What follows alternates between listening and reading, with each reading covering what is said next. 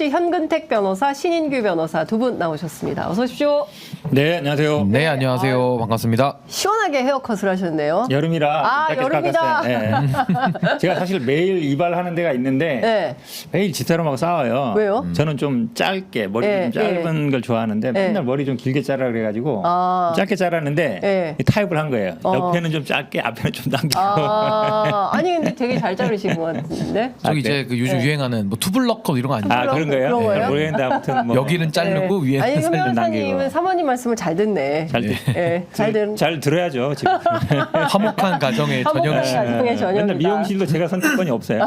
미용실조차. 네. 가는 날짜도 제가 선택 못해요. 그냥 가라 그러면 가고. 좀 자유를 드려야 돼. 자유를 봉쇄당하고. 이런 식으로 하면 결혼할 생각이 점점 없어지지 않아요? 아, 뭐 많은 갈등이 있지만은 그래도 저는 뭐 결혼을 지금 약속을 했기 때문에 맞아요. 행복한 가정을 꾸려보려고 노력하고 조만간 있습니다. 결혼하시는 거 아니에요? 저 내년에 날은 잡았습니다. 야, 날짜 잡았다 그러지 않았어요? 네, 날짜 잡았다 그랬어요. 아유. 며칠이에요?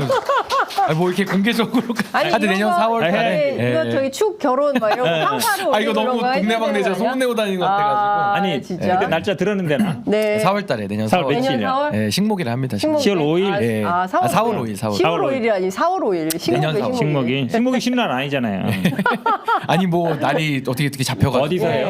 네. 전 양재동에서 합니다. 양재동? 네. 양재동 네. 어디? 이 방송이야 방송. 그래요? 따로 연락드리겠습니다. 녹화 아니었어요? 녹화? 방송. 굉장히 당황스러워. 아니 왜냐면 지난번에 한번 지금- 가다가 네. 내 차 타고 간 적이 있는데 그때 네. 얘기 들었어요? 어디 들었는데 혹시 네. 잠시 방송 중인 걸 까먹었어요. 괜찮아요? 근데 뭐 지금 어때? 방송 중인데 그냥. 결혼 일생일 때 중요한 일이. 그렇죠. 중요한 일이죠. 알겠습니다. 예. 한 번이면 족하다. 네.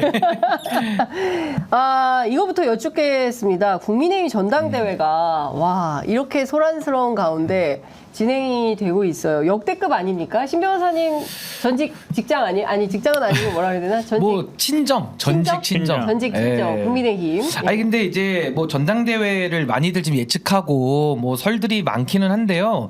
저는 그냥 확실한 거에만 우리가 집중하면 된다. 그게 뭐냐면은 이 전당대회 이번에 성질이 딱 규정되지 않았습니까?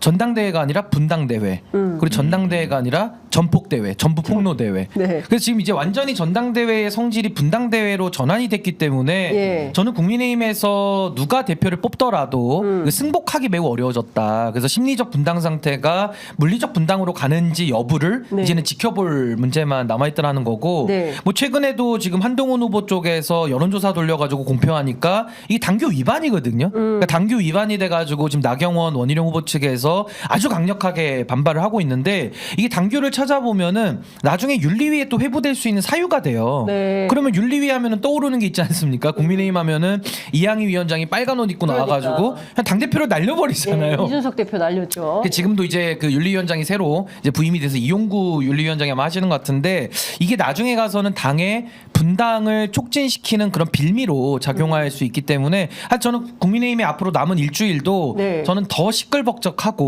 더 많은 범죄들이 바깥으로 폭로될 수밖에 없다. 네. 저는 그렇게 예상을 좀 하고 있습니다. 그렇군요. 그러니까 저도 사실은 이 여론조사 결과가 나오는 거 보고 굉장히 의아했는데 네. 왜냐면 이게 당원만 상대로 하는 여론조사이기 때문에 쉽지 않거든요. 네. 그 당원 뭐 명단을 알아야 하죠. 네. 그러니까 여론조사 기관들도 그 지지자라든지 무당층만 하는 거잖아요. 당원 네. 명단이 없기 때문에. 네. 근데 이게 어떻게 나왔을까 궁금해요. 한동훈 캠프에서 그가 나왔을 네. 가능성이 높죠. 아니라고 물론 하고 있지만. 네, 그러니까 왜냐하면 누가 당원 명부를 갖고 있어야만 여론조사를 할 수 있잖아요. 네. 그래서 한동훈 후보가 뭐 여기도 문법 국민의힘에서 제공한 거 아닌가요? 아니 근데 그거는 각 캠프마다? 제공도 어려운 그 게 제공도 당원 어렵게 돼 명부는 있죠. 누구도 가져갈 수가 없는 거예요. 맞아요. 그러니까 그게- 선거 때만 임시로 보여주는 거기 때문에 예, 예. 그렇죠. 그 사실 또 여론조사를 하려면 네.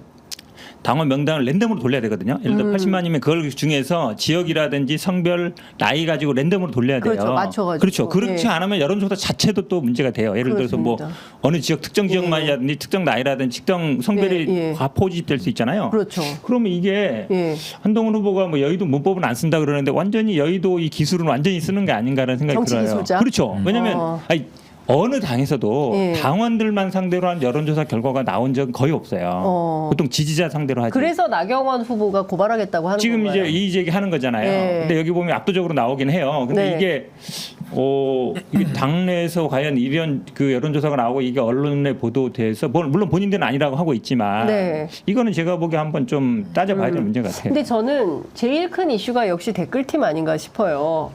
그러니까 이게 김건희 여사가 문자를 딱 던져놓고 해외 순방을 떠나지 않았습니까? 그 사이에 문자 가지고 막 얘기하는 가운데 장해찬 후보가 또 장해찬 전 최고가 딱 참전을 해가지고 댓글팀을 폭로한 거 아니겠습니까? 물론 그 전에 김건희 여사가 이제 그 얘기를 했지만 실제로 이런 일이 있었다. 그럼 양쪽이 다 했나? 아니 한쪽만 한 건가? 근데 여기서 지금 멈춰 있는데 이 문제는 사실 법률적으로도 따져봐야 되는 거 아닐까, 신 변호사님? 아니 이거 매우 심각한 문제입니다. 그러니까 네. 댓글팀 자체를 지금 문제 삼자는 게 아니고요. 댓글팀이라는 게 뭐 정치인들을 좋아해서 자발적으로 팬클럽들이 있죠. 근데 그걸 지금 문제 삼는 게 아니라 뭔가 정치인이 비자발적인, 그러니까 쉽게 말하면 이미 아주 그 단체의 댓글팀을 인위적으로 만들어서 돌렸다. 그럼 이게 이제 여론 조작 행위가 되는 거거든요. 네. 그래서 가장 비견한 예를 두 가지만 설명드리면 과거에 국정원 댓글 조작 사건이 있었고요. 그 다음에 이제 드루킹 댓글 조작 여론 조작 사건이 있었던 겁니다. 네. 그때도 처벌했던 이유가 업무방해로 처벌을 하는 거거든요. 그래서 업무방해로서 공정하게 여론이 자동적으로 조성되는 거를 방해했다 해가지고 업무방해로 처벌을 했던 거고, 또 하나는 한동훈 당시 법무부 장관 시절의 문제이기 때문에 고도의 정치적 중립성을 요하거든요. 그렇다면 국가공무원법에 정치운동 관여 금지죄가 있어요. 거기에 위반될 소지가 있는 거고, 네. 또 더더군다나 당시에 이제 선거 앞두고 본인이 비대위원장으로도 오면서 뭐 당무 개입 논란도 많았잖아요. 예. 그러면 이제 공직선거법 위반 문제도 한 번 더 다뤄봐야 되는 거고, 예. 그럼 업무방해부터 해서 쭉 다룬 다음에 결국에는 그럼 돈은 누가 냈냐? 그럼 정치자금법 아니면 국가돈이 들어왔으면 국고손실. 그러니까 이게 굉장히 중한 범죄들이 저질러졌다라고 의심할 만한 그런 예. 정황들이 지금 쏟아져 나오고 있기 때문에 이거는 반드시 수사가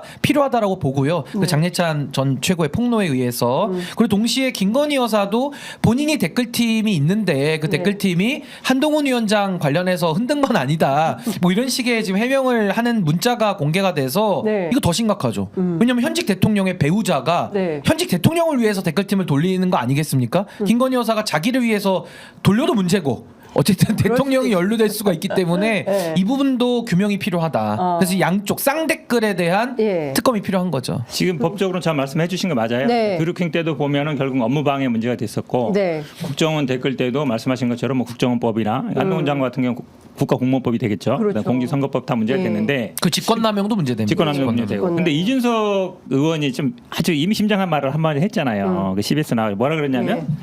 모 인사가 굉장히 저랑 있는 자리에서 대표님 저희 그때 대선 때 있던 애들 좀 써야 되는 거 아니냐. 그렇지. 예, 대선 때 있던 있었던 애들. 애들. 이게 중요한 포인트거든요. 네. 그럼 결국 대선 때 썼다는 얘기잖아요. 그렇죠. 예. 나는 이준석 의원이 어느 정도는 알고 있을 거라고 봐요. 예. 연기만 피우는 작전인데 한마디로 얘기하면. 예. 근데 왜냐하면 그 김건희 여사가 돈이 독자적으로 만들었을 가능성은 적잖아요. 그럼 대선 때 쓰던 것들을 그대로 연결해 왔을 가능성이 높거든요. 네. 그렇잖아요. 예. 그렇게 볼 수밖에 없는데 이게 또 이제 양문석 의원이 어젠가 그제 이제 보도자료 네. 뿌린 거 보니까 예. 네이버 아이디 24개, 댓글 6만 개, 네. 그중에 오탈자가 동일한 게 500개 정도 있었다는 거잖아요. 이게 오탈자 동일한 게 왜 문제가 되냐면 드루킹 특검 때도 그게 문제가 됐던 거예요. 오탈자 네. 같은 거는 같은 사람이 계속 반복적으로 쓴 걸로 본 거거든요. 그러면 또 오늘 마치 보니까 황운하 의원이 또 유튜브 채널 2개에 같은 것들이 있었다 그러는데 결국은 예. 그러면 그 이제 장문석 의원도 그 얘기를 많이 했던데 보통 댓글을 쓰면 지워버려요 많이. 아마 캡처는 다 해놨을 것 같은데 네. 그런데 이게 의도적으로 뭐 본인이 좋아서 그냥 쓰는 건 상관없어요. 근데 조직적으로 모아가지고 만약에 댓글 쓴다. 그러면 이제 그거 네이버 업무 방해가 되는 거예요. 드루킹도 그렇게 됐던 네, 거니까. 네, 네. 이게 만약에 대선 때까지가 문제가 되면 윤석열 대통령도 문제 되는 거거든요. 저는 그래서 이게 수사를 반드시 해야 될 사안이라고 봐요. 그러니까 지금 이게 너무 문제가 점점 커지고 있어요.